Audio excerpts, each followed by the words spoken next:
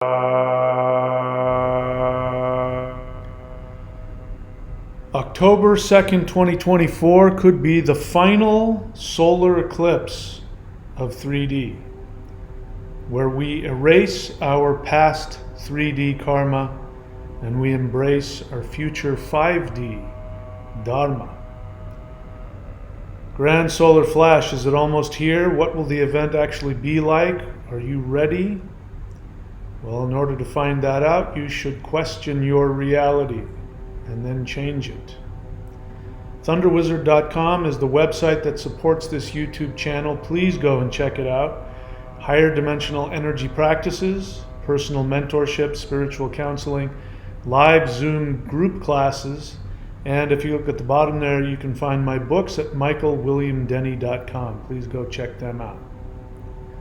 All right, so October 2nd, we are heading into a very, very powerful solar eclipse, and I'm going to get into all the details of it. So we just had a lunar eclipse not too long ago, which for me was very powerful. The energy really took me inward, and if you've been watching the channel, a lot of past life stuff came up to the surface, which was quite challenging to deal with, quite unbelievable and fantastical, and also quite challenging. Explained everything that all of my past lives as well as this life and where I'm going had brought everything together. So that was the power of that. So eclipses come in pairs. There's the solar eclipse and then there's the lunar eclipse and then the solar eclipse. And so we're not out of this yet. And when we get to this solar eclipse on the 2nd of October, it is going to finish what the lunar eclipse started. So I do have a bunch of stuff to go through about why this is such a powerful eclipse. So please watch this video all the way through, because we'll be talking about what you can do to get the most out of this extremely powerful event. This is, I personally have never, since I've been an astrologer, I've never seen anything in an eclipse line up like this is, especially based on everything that's been going on, all the things that we've been feeling, all the things that have been happening. So we're going to get into that. Let's go ahead and just get started. All right, so first we have the sun is conjuncting Ketu. So an eclipse is, in the case of the sun, a solar eclipse is when the sun eclipses one of the nodes of the moon. In this case, the south node of the moon, which is called Ketu. So Rahu and Ketu, there's a mythological story about Rahu and Ketu, that Rahu and Ketu are actually one being. They're a naga, a serpent. And according to the mythological story, this naga, I forget his name at the moment, but he went to Brahma and he asked Brahma to give him the right to drink from the nectar of immortality, which would allow him to be immortal. And Brahma gave him permission to do that. So the gods and the asuras, which means the celestial deities and the terrestrial deities, they came together, and they had to come together. Normally they try and stay apart because they're different. They're doing different things, and they kind of clash. So they had to come together, though, to stir up the ocean of milk, which creates the nectar of immortality. And then here we have an actual conspiracy where the gods conspired amongst themselves to deceive the terrestrial gods and drink all of the nectar of immortality for themselves. And so in any case, the serpent, who later became Rahu and Ketu, He knew what was coming. So he disguised himself as one of the devas, one of the celestial gods. So, I imagine he's got like a fake nose and fake glasses and a hat, and he's sitting amongst the gods, and he's sitting between the sun and the moon, who are celestial deities. And there is Vishnu. Vishnu had transformed himself into a beautiful belly dancing woman, and of course the terrestrial deities, they're very lustful, so they were completely transfixed with her as she's walking around with the bowl full of nectar of immortality. And so she's distracting them by shaking her behind in their face while she's giving the nectar of immortality to the gods. So anyway, this Naga knows about this, so he's sitting there in between the sun and the moon. And as it comes around, I don't know who's first, let's say it's the moon. The moon drinks it, hands it to the Naga, who then, as he's drinking it, the bowl pushes up the fake glasses, and the sun and the moon both look and see that it's a terrestrial deity, it's a Naga. And they were planning on not letting them have any of it. So they scream out to Vishnu, "It's a demon, kill him!" So Vishnu pulls out his chakra, which is his circular weapon, lops off his head. But since he was swallowing the nectar of immortality, he became immortal. So now what you have is you have the head and the body. So the head is Rahu. So when Rahu is a head, he has all of his thoughts and his desires, but he doesn't have a body to experience anything with. He represents our attachments, our obsessions, our addictions, all of our drives. It's never enough sex, never enough food, never enough money, never enough fame. All that stuff that's never enough, that's Rahu, because he can't ever experience it. Every time he eats something, it falls through his throat and falls to the ground. So he represents that. But this eclipse is Ketu. Ketu is the body of the serpent. And so this represents not having a head. It represents, spiritually speaking, Rahu would represent a psychic who can see and hear and understand what is coming. And Ketu, the body, doesn't see it coming but feels it. So if Rahu is a psychic, then Ketu would be a shaman, where the energies overtake you and flow through you, but you don't have any awareness of why or what. So these are how these two different beings function. Rahu represents that which brings you into manifestation, your attachments which bring you back into reincarnation.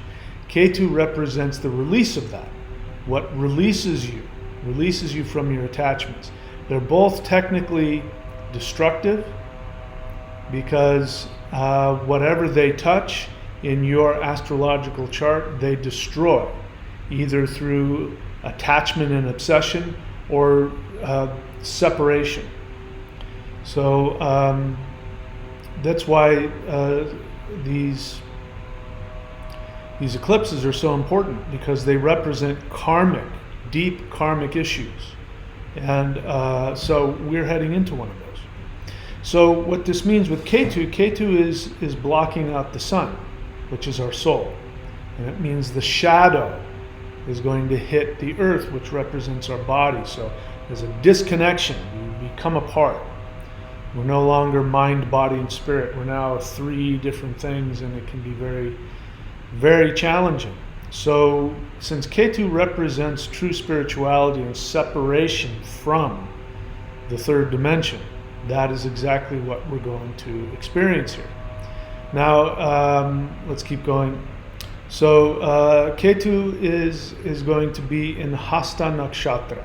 So Hasta Nakshatra is a great nakshatra, and it has to do with manifestation, with bringing things into reality. So this is going to give us the ability to manifest spiritually focused things. This will help us to finish disconnecting from those things that are trapping us in the physical and releasing us to manifest true spiritual desires, true spiritual intentions. Where was I? Okay, so it's going to be in Hasta Nakshatra. So Mercury is going to be in this with the Sun and Ketu, and Mercury is exalted in Hasta. So Mercury represents your intellect. So this means that this will give you an ability to intellectually understand. I mean, most recently what happened with me over the past few days is I was first hit with a very powerful, emotional, energetic jolt. And if you remember, I made a video about it. It's the most powerful energy, and a lot of people are like, I'm not feeling it. So this was something just for me.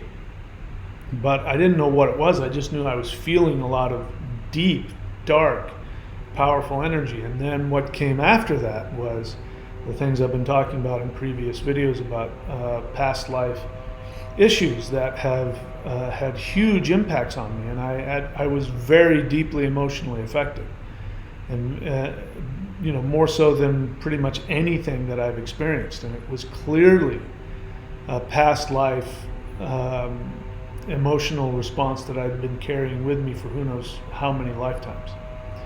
So this is kind of what Ketu brings. Ketu brings that awareness, but we have to have the consciousness to be able to put the pieces together. So we have Mercury in this, so Mercury will give us the ability to intellectually understand all of this, or at least it'll give us a greater opportunity to do so if we have the tools to make that happen. So Mercury is exalted in Hasta Nakshatra. So this eclipse is going to be in 15 degrees of Virgo. This is very powerful. So 15 degrees is high up, like in the middle, which gives it the greatest power. It's not increasing, it's not decreasing, it's like noon. It's as powerful as it can be. So that means all of the things associated with this are going to be very powerfully aligned in a good way, in a way that we can, the energy is going to come straight at us as opposed to, beneath us or around us or above us. Lots of times the energy from eclipses hit us in ways that we're not conscious of, and so we respond unconsciously or physically. This is going to give us the ability, again, to manifest our spiritual intentions and to be aware of that. Okay, so aspect of Jupiter on the Sun, Moon, and Mercury. So this is going to bring spiritual blessings. So whenever you have the aspect of Jupiter positively on anything, it brings spiritual blessings. Now, sometimes Jupiter doesn't give us practical tools because Jupiter is spiritual. So it's deep spiritual understanding, but sometimes it's so deep you can't put it into words. Sometimes you can't do anything with it. There's no practical outlet for it. So that's something that happens when you just have Jupiter and other things going on. But things are different with this one. So we do have very powerful spiritual blessings, which means that we can spiritually improve from this eclipse.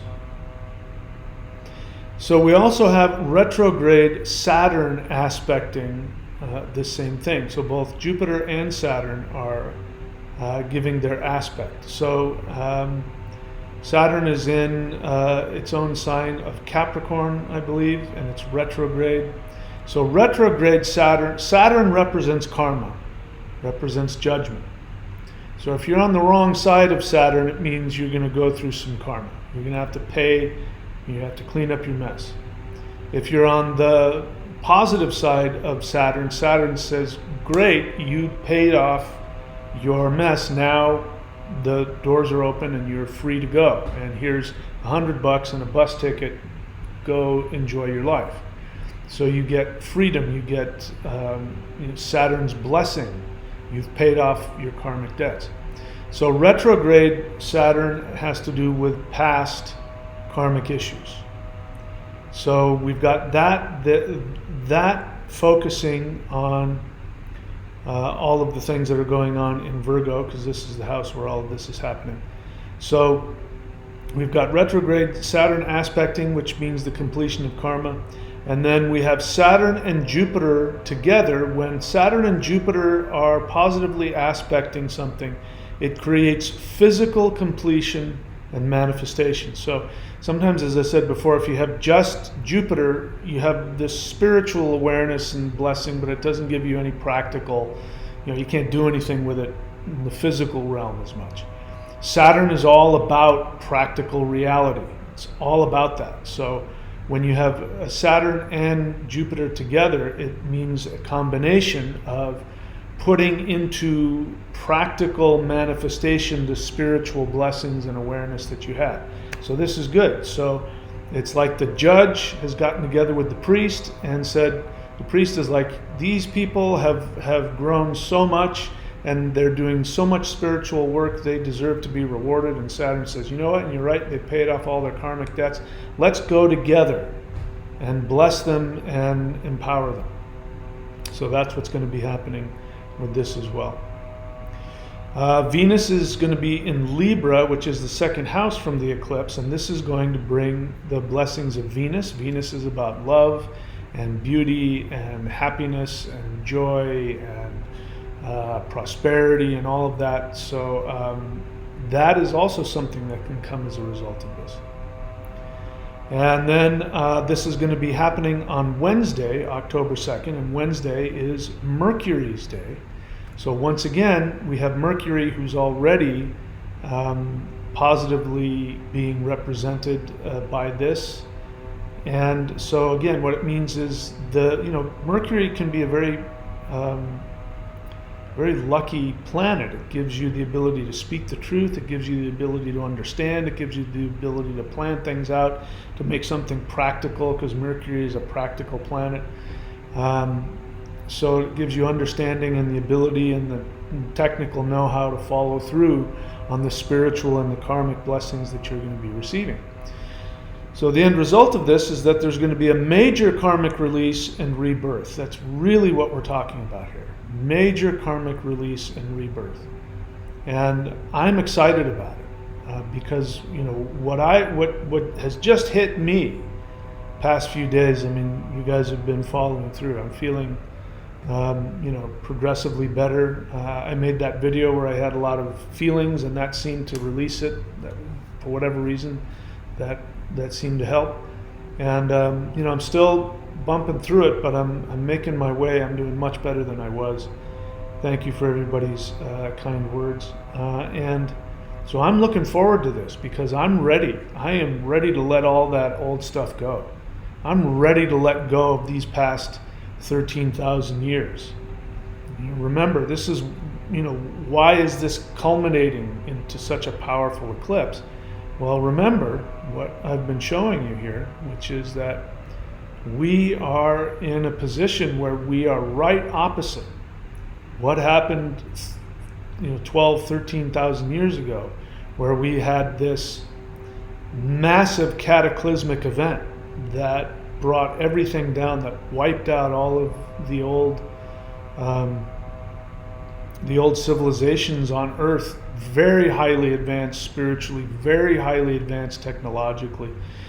Still, I don't know why nobody in mainstream science has even acknowledged it, but they still have no idea how these megalithic monuments all over the world, forget about just the pyramids, but all over the world, there are megalithic monuments everywhere, and they don't have the ability to do that.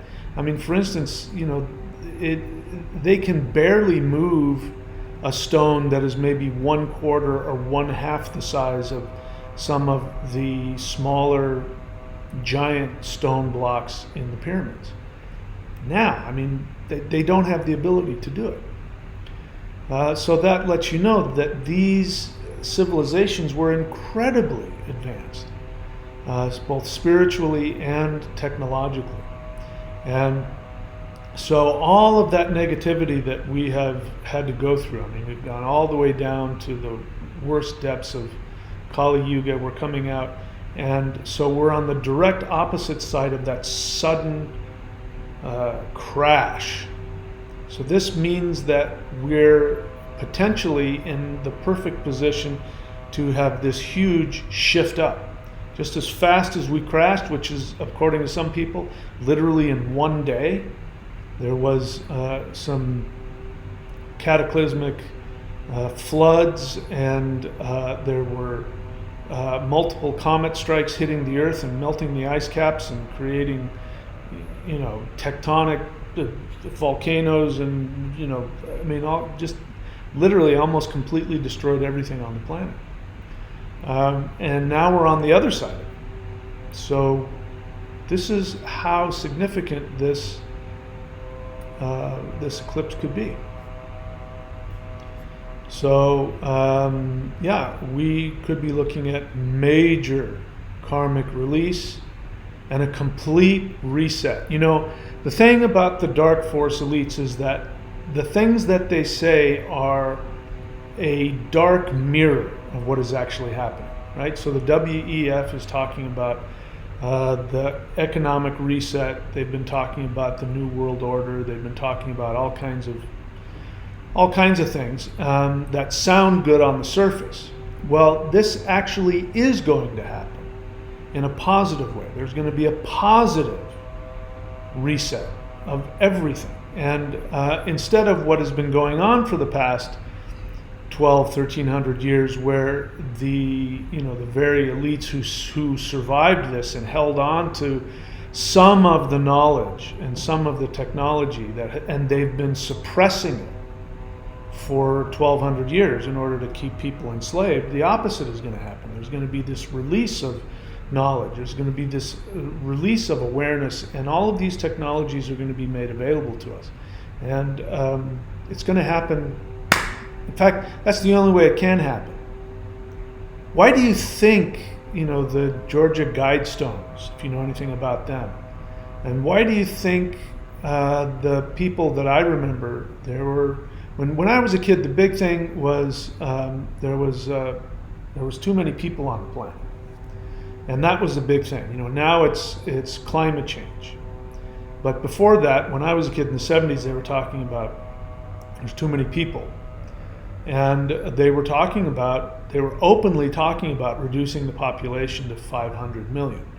9 billion, that's a lot of people they'd have to get rid of. So they're doing that because they want to be able to control.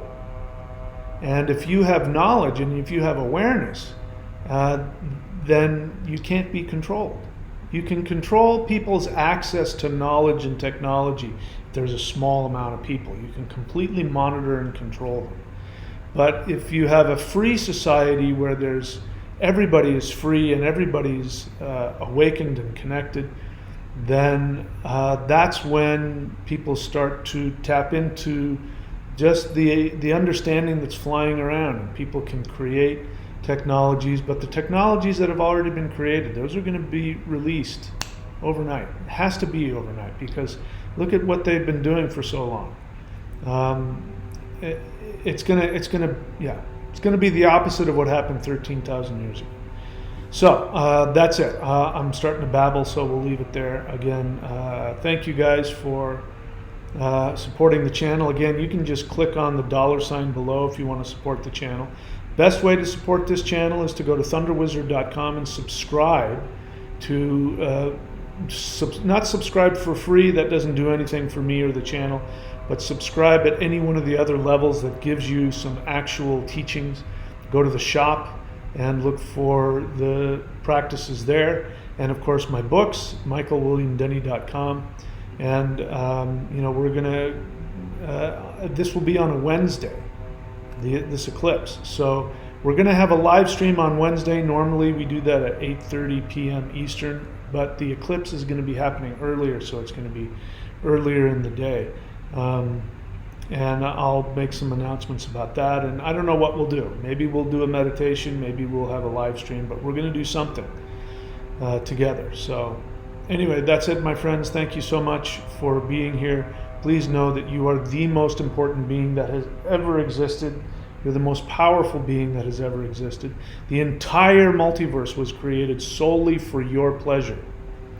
And if you focus all of your energy on your own personal happiness, even at the expense of acceptance and fame and money, if you focus just on your happiness, when you do that and you take action to achieve that, the entire multiverse, all of the conscious beings in the multiverse are expanded in their awareness, and the gods themselves get down on their knees and worship you, because your awakening actually helps them to awaken as well. So I wish you the greatest happiness, and I hope that you seek that out and achieve that for yourself. Until next time, please be very good to yourselves, and I will see you very soon.